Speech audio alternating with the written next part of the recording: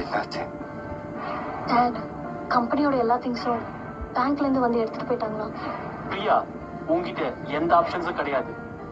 சரி, ஓகே, நான் உங்க ஆஃபருக்கு ஒத்துக்கிறேன். என் கம்பெனிக்கு நீங்க எவ்வளவு ஆஃபர் பண்ணுவீங்க? $10 million. வெறும் $10 million?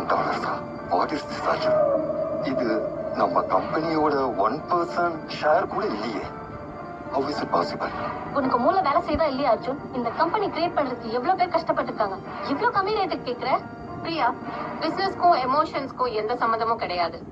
கம்பெனியோட ரேட் பேலன்ஸ் ஷீட்டை தான் எல்லாத்தையும் பார்க்க முடியும். ஒரு நிமிஷம் Anu. Priya, you know what? உன்னோட பிரச்சனை என்ன தெரியுமா? இப்ப நம்ம 2 பேரும் பேசி ஒரு முடிவே எடுக்கல. ஆனா அதுக்குள்ள நீ ஒரு டிசிஷன் எடுத்துட்ட. அதான் நான் உனக்கு ஒன்னும் ப்ராப்பரா என் டீல் சொல்லவே இல்லை. நான் உனக்கு சொன்னது பாதிதான். இந்த 10 மில்லியன் ஆஃபரை அக்செப்ட் பண்ணிக்கோ. அப்புறம் என் கம்பெனியோட 1% ஷேர். அர்ஜுன், உன்ன மாதிரி உன் ஆஃபரும் ரொம்ப மொக்கையா தான் இருக்கு. நீ என்ன நினைச்ச? நாங்க வீக்கா இருக்க நேரத்துல